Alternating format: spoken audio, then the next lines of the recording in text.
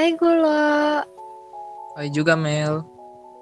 jadi apa kabar lo? Waduh, gue sih bye-bye aja di sini. Gimana kabar lu di sana? Gue di sini lagi belajar-belajar sih tentang negara-negara gitu. Hah, negara apaan tuh? Iya, lo tau gak sih ada negara yang berani ya quote on quote berantem sama Amerika selain Rusia? Hah, emang ada? Buset, tuh negara berani banget. Iya, negaranya itu Korea Utara. Hah, Lo tau Korea, gak? Korea Utara. Kayaknya gue cuma tahu Korea Selatan deh. Iya, jadi Korea Utara itu negara yang ada di bagian utaranya semenanjung Korea. Jadi Korea ini bagi dua, ada Korea Utara dan Korea Selatan. Korea Utara ini adalah negara di Asia Timur. Dia menempati bagian utara semenanjung Korea dan menjorok keluar dari daratan Asia antara Laut Timur, also known as Laut Jepang, dan Laut Kuning. Korea Utara ini mencakup sekitar 55% dari luas daratan semenanjung.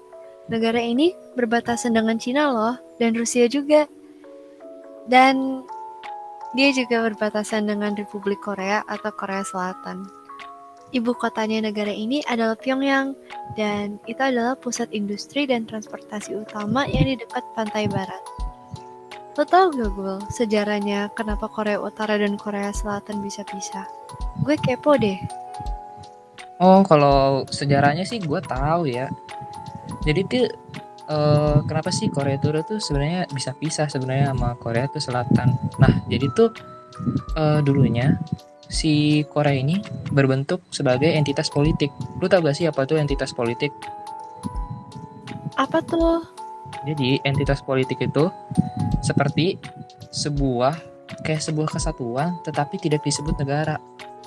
Jadi kayak misalnya kita sebuah negara tetapi tidak secara resmi. Jadi orang punya keinginan atau punya perasaan yang sama untuk membangun negara tetapi tidak mempunyai eh, pemerintahan secara resmi. Nah, karena inilah Korea tadinya merupakan sebuah daerah sebagai pusat industri bagi negara-negara. Nah, jadi itu pada tahun 1945 sebelum itu Jepang sudah menjajah Korea ini. Nah, selama beberapa tahun Korea ini dijajah oleh Jepang sampai pada tahun 1945 Jepang ini kalah, akhirnya terjadi kekosongan pemerintahan. Nah, di saat inilah negara pemenang Perang Dunia Kedua, yaitu Uni Soviet dan Sekutu, ini memperebutkan wilayah yang besar ini karena mereka tuh menganggap Korea ini mempunyai sumber daya alam dan potensi yang bagus sekali. Nah, kenapa sih mereka memperebutkan ini? Karena dari segi alam dan segi infrastruktur ini bagus sekali. Nah, sampai pada akhirnya PBB itu turun tangan dan mengeluarkan keputusan yaitu Korea Utara dipegang oleh Uni Soviet dan Korea Selatan dipimpin oleh Sekutu. Jadi begitu, Mel. Ih, menarik banget. Tapi yang pasti Korea Utara dan Korea Selatan beda banget ya. Iya dong, beda banget. Mau tahu gak perbedaan Korea Utara sama Korea Selatan? Tahu dong gue. Apa tuh? Jadi sebenarnya Korea itu sekarang kita nggak bisa bilang kalau mereka tuh warga Korea saja. Tapi ada Korea Selatan, warga Korea Selatan, atau warga Korea Utara. Nggak bisa di tengah-tengahnya. Jadi dua-duanya tuh sangat beda sebenarnya. Korea Utara itu negara yang sangat otoriter, sedangkan Korea Selatan itu konstitusional dan demokratis. Korea Utara ini bersifat agak komunis dan individualisme di situ kurang sih. Sedangkan di Korea Selatan mereka memiliki rasa individualis yang sangat kuat. Contohnya tuh kayak di Korea Utara, mereka hanya diperbolehkan menggunakan pakaian yang sama seperti yang lain. Kalau di Korea Selatan, mereka boleh berpakaian dan Mereka boleh mengekspresikan diri sebebasnya. Bahasanya pun sangat beda. Kalau di Korea Utara, bahasa Koreanya itu tidak berubah dari zaman dahulu. Keren ya? Kalau Keren. di Korea Selatan, sudah berubah dikit bahasa dan dialeknya. Masakannya pun sudah beda. Di Korea Utara, masakannya itu tidak tersentuh oleh waktu dan perubahan. Sedangkan di Korea Selatan sudah agak berubah karena ada hidangan dari Amerika, Italia, China, dan negara internasional lainnya. Menarik juga tuh ya Mel ya. Karena gue baru tahu sih kayak perbedaannya tuh sangat signifikan sekali. Iya dong, sangat beda. Tapi makanan dan minumannya masih mirip-mirip loh. Karena tradisional kan. Nah, gue pengen nanya dong Mel ke lu. Lu tau gak sih Mel, bagaimana sih suhu dan udara di sana? Suhu dan udara di Korea Utara. Iya. Suhu dan udara di Korea Utara itu memiliki iklim yang kontinental. Yang umumnya tuh sejuk. Jadi sebenarnya di Korea itu dingin ya. Sering banget ada musim dingin. Biasanya dari Desember hingga Maret itu musim dingin yang suhunya adalah 20 Fahrenheit atau negatif 7 Celcius. Dingin banget ya. Waduh, Dan dingin di banget. musim panas itu adalah dari Juni hingga September yang bersifat hangat. Biasanya itu temperaturnya sekitar 20 Celcius. Aduh, panas banget dong. Kira-kira kalau di musim panas di sana bisa minum es cendol gak ya? Kayaknya nggak bisa ya. Oh iya. Tapi di sana makanannya enak-enak loh. Makanannya tuh ada kimchi, bibimbap, bulgogi, japchae, kimbap, bindai tetok, miyaguk, bonshintang, tetok, soju, makgeolli, taidokang, daechucha. Enak banget ya? Iya, gue penasaran pengen coba makanan kayak gitu. Tapi sayang banget, Kul, karena di sana sempat ada krisis kelaparan. Lo tau gak tentang yang itu? Krisis kelaparan. Iya, di Korea Utara. Waduh, gue kurang tahu tuh Mel. Boleh jelasin gak Mel? Iya, di Korea Utara. Gue sih sempat dengar dari beberapa orang-orang yang kabur ya. Mereka kasih testimoni. Katanya di sana sempat ada krisis kelaparan yang hampir 3,5 juta orang meninggal. Waduh, buset, gede banget Mel. Itu kenapa bisa jadi kelaparan begitu? Apakah karena pemerintahannya? Kayaknya sih karena lahannya ya, Bro. Karena di sana pegunungannya sih memang terkenal tinggi. Tetapi lahan di situ pada umumnya tidak subur dan kekurangan kandungan organik. Jadi di sana tuh banyak tanah aluvial yang biasanya tuh agak susah ya untuk bercocok tanam. Waduh, sulit juga ya di situ ya. Mau jadi petani pun susah kayaknya. Iya, vegetasinya pun hanya dikit sih. Di sana itu kan biasanya banyaknya di dataran tinggi di Gunung Paektu. Itu biasanya ada pohon-pohon jenis konifera seperti cemara, kayak cemara Siberia, pinus, dan pinus Korea atau pinus koreaensis. Di dataran rendah, biasanya di bagian barat itu ditutupi oleh hutan yang bercampuran dengan banyak jenis tanaman. Tetapi karena deforestasi, itu hanya menyisakan sebagian kecil dari hutan aslinya. Sayang banget ya. Iya, sayang banget karena banyak banget sih itu sumber daya yang berpotensi sangat baik, sangat bagus di sana. Iya, tapi Nah, gue pengen tanya deh, iya tuh kenapa? di sana sejarah kepemimpinannya gimana ya? Nah, tadi kan gue udah jelasin sebagian di awal ya. Nah, gue pengen bawa lu tuh flashback saat kenapa sih waktu itu sempat terjadi perang saudara Korea. Padahal mereka tuh saudaraan, tapi kenapa sih mereka bisa perang? Nah, jadi gini. Pada saat itu, pada tahun 1950-an, Korea ini sempat suasana politiknya tuh memanas. Jadi gini, waktu itu Korea Selatan dipimpin oleh Syngman Rhee yang mewakilkan sekutu. Nah, Korea Utara diwakilin oleh atau dipimpin oleh Kim Il Sung yang merupakan rekomendasi dari Joseph Stalin saat itu, yaitu pemimpin Uni Soviet. Nah, kenapa sih mereka ini bisa perang? Nah, jadi untuk penjelasan secara validnya atau secara konferensi persnya ini masih belum bisa dijelaskan secara detail karena banyak desas-desus yang menceritakan atau menyebabkan perang Korea ini. Jadi ada satu penyebab, gue pengen ngejelasin dulu dari kenapa Korea Utara ini perang dari atau disebabkan oleh Korea Utara. Jadi pada saat itu Kim Il Sung seperti kayak haus akan kekuasaan lah, kayak lu tau lah orang yang udah haus kekuasaan kan kayak gimana gitu, man. Kayak lu udah punya satu daerah pasti lu pengen nguasain satu daerah gitu dong. Nah, Iya.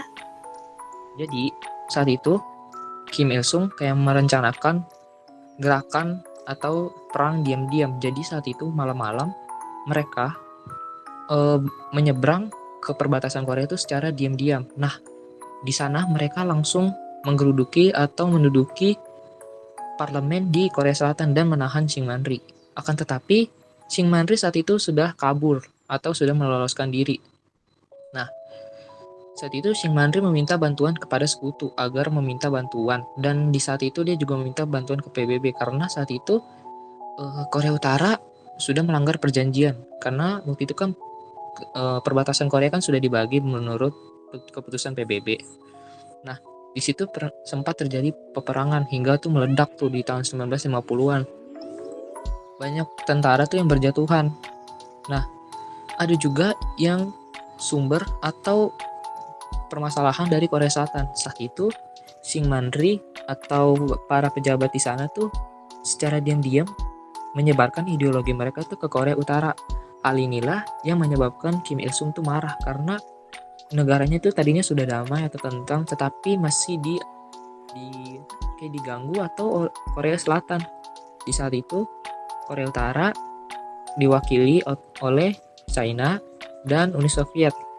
Di situ mereka meminta bantuan pasokan baik militer maupun ya alutista lah. Nah, di situ sampai itu pecah pada ya kurang lebih tuh banyak atau jutaan warga Korea itu yang meninggal di perang tersebut. Sampai pada akhirnya perang ini reda dan Korea Utara tetap menjadi Korea Utara dan Korea Selatan tetap menjadi Korea Selatan. Gitu, Mel. Waduh, sejarahnya menarik ya. Berarti Ya. Korea Utara ini peraturannya ketat-ketat ya? Iya dong. Lu mau tahu gak sih setelah perang Korea ini gimana kepemimpinan Korea Utara? Boleh, mau dong. Jadi setelah perang Korea ini, Korea Utara dipimpin oleh Kim Il Sung. Kim Il Sung ini tadinya adalah sebuah kayak warga yang dijajah oleh Jepang. Lalu dia kabur ke Uni Soviet untuk meminta atau dilatih sebagai tentara. Saat itu pasukan dia atau pasukan Kim Il Sung itu telah menduduki atau memenangi suatu daerah di Korea Utara itu, lalu memukul balik pasukan Jepang. Nah, melihat potensi ini, Joseph Stalin langsung menunjuk Kim Il Sung sebagai pemimpin Korea Utara ini karena Joseph Stalin mempercayai kepemimpinan itu kepada Kim Il Sung. Nah, setelah Kim Il Sung menjadi pemimpin ini, banyak sekali tuh peraturan-peraturan atau sistem propaganda yang dilakukan oleh Kim Il Sung. Kenapa sih kayak banyak propaganda yang dilaksanakan di sana? Karena ia tidak mau seperti masa jabatannya itu tidak boleh diganggu gugat atau tidak boleh diturunkan. Nah, jadi mereka melakukan propaganda agar atau meyakinkan semua warga Korea Utara bahwa Kim Il Sung lah inilah yang dapat menyelamatkan Korea Utara. Dan Kim Il Sung lah ini penyelamat dunia. Jadi mereka atau warga Korea Utara ini mengagung-agungkan si Kim Il Sung ini. Nah, dulu kalau mau tahu, Korea Utara ini merupakan negara yang kaya. Lu mau tahu gak kekayaan dia dari mana aja? Mau dong, dari mana mereka bisa kaya? Nah, jadi Korea Utara itu dulu sangat kaya karena mereka mendapatkan pasukan dana atau pemberian uang dari Uni Soviet dan China. Nah, tetapi waktu itu Uni Soviet sudah runtuh dan terpecah belah menjadi negara-negara seperti Rusia, Ukraina, dan lain-lain. Nah, otomatis pasukan dana yang diberikan ke Korea Utara ini menurun drastis karena Uni Soviet ini merupakan pasukan dana terbesar setelah China. Nah, setelah Uni Soviet ini pecah, otomatis pasukan dana ini sangat berkurang drastis hingga menyebabkan PDB mereka tuh sangat turun drastis hingga menyentuh angka minus. Mereka tuh juga mempunyai ideologi Juche, yaitu mendewakan pemimpin mereka Kim Il Sung secara besar-besaran. Ideologi ini bukan hanya sistem kekuasaan tunggal, akan tetapi mewariskan atau sistem kekuasaan mereka tuh ke anaknya hingga sampai saat ini Korea pun masih dikuasai oleh dinasti Kim, yaitu dinasti Kim Il Sung sendiri. Nah, Korea Utara tidak seperti negara yang lain yang fokus kepada ekonomi, fokus kepada tingkat sosial, fokus kepada kehidupan sosial, fokus kepada sistem politik mereka. Tetapi Korea Utara ini lebih memfokuskan kepada pertahanan militer, seperti membuat bom, membentuk pasukan militer, hingga kayak Korea Utara ini memiliki peraturan yang ketat hingga menjaga warganya untuk bersosialisasi atau mengetahui dunia luar. Jadi warga Korea Utara ini menganggap bahwa di luar Korea Utara ini merupakan ancaman mereka, yaitu ancaman bahwa dunia atau negara luar itu sangatlah buruk. Jadi mereka berpikir Korea Utara inilah negara yang sangat bagus atau negara yang sangat aman. Nah, demi menjaga kepemimpinan tersebut atau menjaga kursi kepemimpinan Kim Il Sung ini, maka dibuatlah peraturan-peraturan yang sangat ketat. Nih, gue pengen jelasin, kasih tahu peraturan apa aja sih yang agak aneh atau rancu. Nih, jadi bayangin men, lu potong rambut aja itu harus dibatasin atau udah dipilih sama pemimpin Korea Utara tersebut.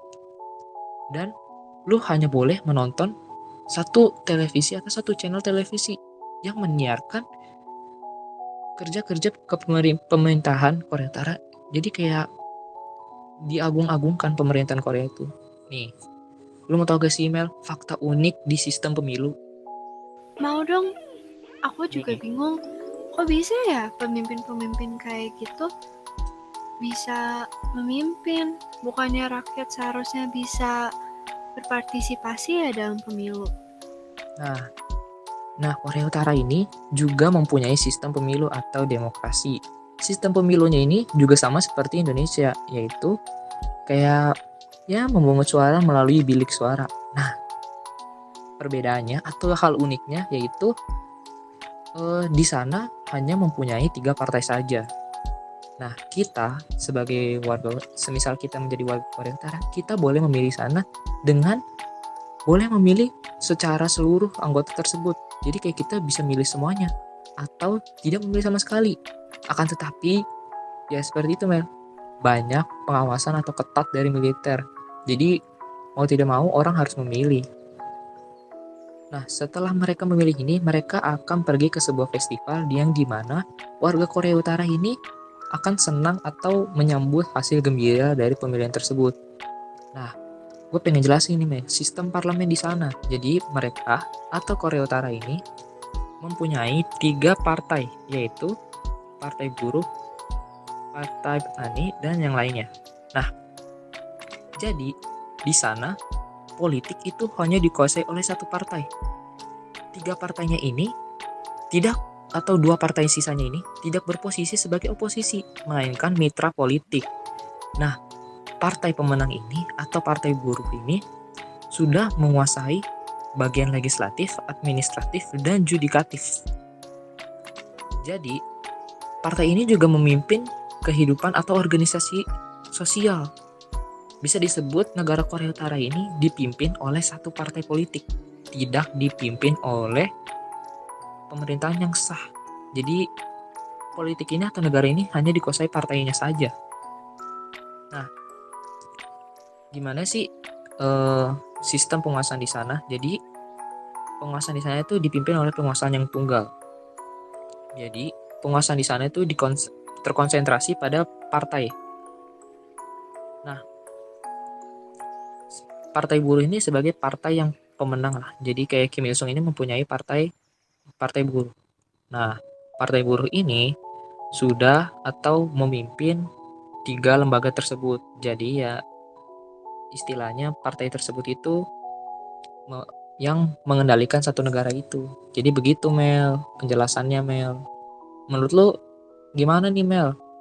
Apakah ini sebuah hal yang unik atau bukan? Menurut gue sih unik banget ya. Ini banget. Berbeda banget ya.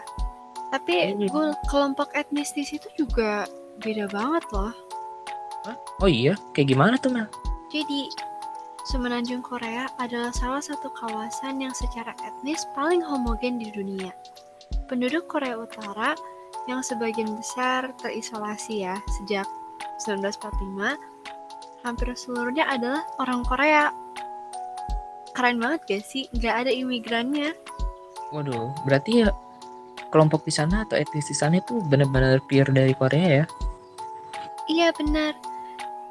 Well, tapi ada sih sejumlah kecil orang Tionghoa yang merupakan satu-satunya kelompok etnis penting lainnya. Semua orang Korea bicara bahasa Korea di situ, of course. Tapi hubungannya dengan bahasa lain diperdebatkan. Karena bahasa Korea di Korea Selatan itu agak dicampur-campur dengan bahasa Inggris. Dan bahasa Korea ini juga mirip-mirip ya sama bahasa Jepang dan bahasa Cina juga. Wah, keren juga ya. Kayak ya walaupun itu tapi adalah berbagai bahasa. Iya, dan aksara di Korea ini, while Korea Utara, aksaranya adalah Chosun Muncha, dan di Korea Selatan dikenal sebagai Hangul. Dan ini terdiri atas simbol fonetik untuk 10 vokal dan 14 konsonan. Keren ya? Kayak berbeda-beda banget. Iya, kayak menarik sih. Gue penasaran juga pengen belajar bahasa di sana. Gue kira bahasa Jepang atau bahasanya tidak masuk atau tidak ada di Korea Utara. Tapi ternyata bener.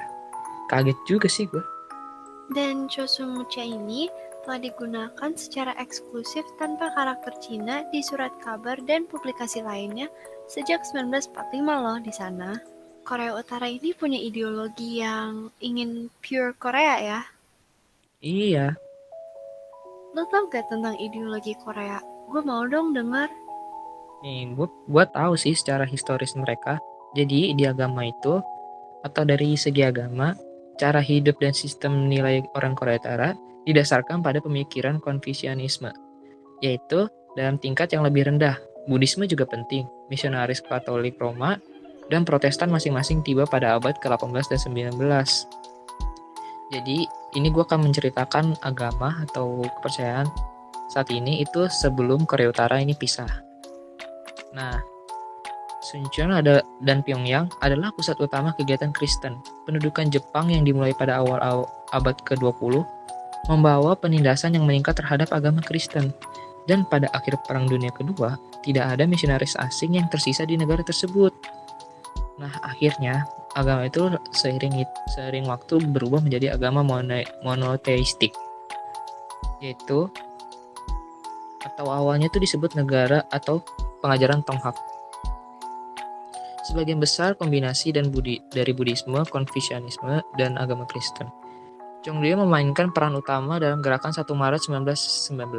Shamanisme atau kepercayaan religius pada dewa, setan, dan roh leluhur yang menanggapi seorang pendeta atau dukun ada di Korea sebelum diperkenalkannya Buddhisme dan Konfusianisme. Jadi atau prakteknya itu sampai sekarang tuh hampir mati di Korea Utara. Kegiatan keagamaan umumnya tetap di bawah kendali negara, meskipun pada akhir abad ke-20 dan awal ke abad 21 ada beberapa peningkatan dalam praktik independen. Nih, gue pengen jelasin nih sistem edukasi di Korea Utara. Jadi, total total pendidikan di sana yaitu 12 tahun. Sistem ini terdiri dari 1 tahun prasekolah, 5 tahun sekolah dasar, dan 6 tahun sekolah menengah. Pendidikan di Korea Utara ini berfungsi sebagai proses menanamkan ideologi komunis dan sarana untuk memasok pekerja yang terampil, teknisi, dan ilmuwan untuk memenuhi tujuan ekonomi pemerintah. Semua siswa dituntut untuk terlibat dalam kerja produktif bersama dengan studi mereka, yang menekankan pada sains dan teknologi. Institusi pendidikan tinggi menawarkan program yang berdurasi 2-6 tahun. Institusi pendidikan tinggi yang paling penting adalah Universitas Kim Il Sung di Pyongyang. Gue juga pengen mengenali nih bidang seni di Korea Utara. Patung Kim Il Sung dan seni publik untuk memperingati revolusi ada di mana-mana. Jadi lu udah pernah lihat belum sih Mel, ada sebuah patung atau patung pemimpin di sana tuh yang sebagai simbol di Korea Utara? Pernah, sering banget. Setiap kali gue searching Korea Utara, pasti keluar gambar yang patung gede banget itu loh, yang ada Kim Il Sungnya. Nah, lu tahu gak sih Mel arti patung tersebut? Nggak tahu sih, artinya apa? Nah, budaya ini didasarkan pada ideologi komunis dan penulis serta seniman yang berusaha untuk meningkatkan kesadaran kelas dan menyebarkan keunggulan dan kemandirian budaya Korea. Semua penulis, artis, dan penari dan musisi Korea Utara ditugaskan di lembaga pemerintahan seperti Teater Nasional untuk Seni dan Orkestra Simfoni di negara Pyongyang, serta organisasi musik, balet, dan drama provinsi. Begitu Mel. Jadi patung ini bukan sembarang patung. Jadi patung ini mempunyai seni atau nilai sejarah yang sangat penting bagi nilai seni di Korea Utara Mel. Gitu Mel. Wah, hebat banget ya Korea Utara. Jadi, sebenarnya nih Korea Utara tuh nggak seseram yang kita pikir ya. Iya Ternyata Mel. mereka banyak prestasi. Jadi apa yang dilihat atau diberitakan di media itu tidak seseram apa yang terjadi di realitanya. Bahkan Korea Utara juga mempunyai prestasi loh. Wah, apa aja tuh? Nih, angka COVID di Korea Utara itu belum ada atau sangat sedikit sepertinya. Dan kedua, Korea Utara waktu itu seperti membuka atau berkomunikasi dengan dunia luar atau dunia di luar komunisme, yaitu lu tau gak sih Mel, waktu itu Donald Trump pernah ketemu Kim Jong Un loh. Oh iya, itu kan sempat viral ya beritanya. Nah, di situ prestasi Korea Utara. Kenapa sih gue sebut prestasi Korea Utara? Karena Korea Utara telah berani membukakan dirinya kepada negara-negara lain. Wah, hebat banget ya. Oh iya, Korea Utara tuh juga banyak representasinya loh di media Korea Selatan. Gue aja tuh kenal Korea Utara dan budayanya tuh dari drakor ini, Crash Landing on You. Di situ diceritain gue tentang kehidupan di Korea Utara. Hebat ya? Wah, hebat banget sih Mel. Iya. Terus, lo tau juga gak gue? Mereka tuh di sana kekeluargaannya tuh mereka tuh saling kenal dan mereka tuh sebenarnya hidupnya secara sosial sejahtera. Berarti apa yang disampaikan di media itu tidak seserem di aslinya dong?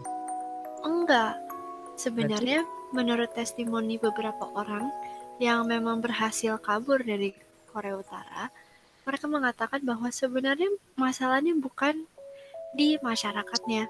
Masyarakatnya tuh sangat dekat dan mereka ingin membantu sesama. Dan mereka juga di situ ya bawa-bawa happy aja. Seru ya? wah seru banget sih. Gue jadi penasaran, pengen lihat seberapa solidnya sih atau seberapa ramahnya sih warga Korea Utara yang telah dikasih tahu oleh warga yang ini. Iya, dan selain itu lo tau gak sih etika warga Korea itu tuh baik banget. Etikanya mereka tuh disiplin dan mereka sopan santun kepada sesama. Hebat banget ya? Wah serius nih Mel, lu nggak bohong kan? Oh enggak dong. Wah salut sih gue sama Korea Utara. Iya, Nah, dan lo tau kan Korea Utara ini tuh orang-orangnya tuh sangat ramah kepada turis, walaupun turis itu kadang dilarang untuk bicara dengan masyarakat. Tapi apabila si turis ini butuh bantuan, masyarakat akan selalu membantu mereka. Wah, keren sih ini. Tingkat kesadaran untuk menolong sih sangat tinggi sih Mel. Gue salut sama Korea Utara. Iya, Nah, sama. lu tau gak sih Mel ada hal unik di Korea Utara? Ya ini gue sebut sebagai prestasi sih. Apa tuh? Lu tau gak sih pas Asian Games yang diselenggarakan di Indonesia? Ada apa di Asian Games? Gue nggak ikutin sih. Nah, jadi Korea Utara ini sama Korea Selatan ini sepakat untuk menjadi negara kesatuan atau menjadi kontingen persatuan untuk ikut di Asian Games. Suatu prestasi yang hebat bukan melihat Korea ini menjadi satu kembali. Wah, hebat banget. Berarti itu sebuah simbol perdamaian ya? Iya, lu nggak tahu kan bahwa tuh Korea Utara tuh juga mempunyai infrastruktur yang sangat bagus loh. Wah, seperti apa tuh? Lu kalau tahu Hotel Korea Utara itu, gue sih sempat lihat fotonya. Wah, itu sih bagus banget ya. Dan gue sih udah coba lihat foto-foto di keadaan Pyongyang. Wah, itu sih keren banget. Infrastrukturnya, gedungnya, itu sangat-sangat megah gitu. Jadi, infrastruktur di sana tuh sangat bagus sekali. Apa yang diberitakan media bahwa Korea Utara ini negara mundur, terbelakangi, tapi infrastrukturnya itu sangat bagus, Mel. Wah, jadi pengen gue ke sana. Iya, gue juga beberapa kali udah lihat sih foto yang hotel di Korea Utara itu. Wah, keren banget itu. Terus lu pengen ke Korea Utara gak? Wah, gue sih pengen banget sih, Mel. Apa yang tadi kita udah bahas, gue sih tertarik banget sih, Mel. Gue sih minta saran, Mel. Lu tau gak sih hal-hal apa aja yang harus gue perhatiin saat pergi ke ke Korea Utara ini, Mel? Well, yang pertama sih harus beli tiket ya. Dan biasanya tiketnya itu lo beli tiket ke Cina, lalu di Cina akan lewat kayak kereta gitu ke Korea Utara, dan juga harus siapin paspor. Dan kalau nggak salah di sana nggak boleh bawa handphone deh ke dalam, atau Waduh, handphonenya harus dimatiin. waduh, kenapa tuh mereka nggak boleh bawa HP buat dokumentasi? Iya, karena Korea Utara ini tuh sangat strict dan disiplin kepada apa yang boleh dipublikasikan. Maka dari itu, kalau kita mau berkunjung, kita harus respect juga dengan privasi negara mereka ya. Wah, makasih Mel informasinya. Iya, jadi ada manfaatnya nggak kita Wah, belajar tentang Korea Utara? manfaatnya sih banyak ya yang gue dapat ya. Jadi kita sebagai masyarakat umum, kita harus atau ini sih menjadi sebuah wawasan tambahan sih bagi gue bahwa ada sebuah negara unik gitu loh. Jadi negara sistem pemerintahan di sana tuh atau di luar Indonesia tuh ada yang berbeda-beda gitu. Dan gue sih baru tahu hal-hal yang tadi kita sudah sebutkan dan bikin gue shock sih sebenarnya, kaget juga gue. Kalau menurut lu manfaat belajar dari diskusi kita tadi ini apa, man? Well, manfaatku untuk belajar tentang Korea Utara sih, kita jadi belajar ya tentang negara lain, dan siapa tahu Indonesia bisa ada hubungan internasional dengan mereka. Kan kita penerus bangsa.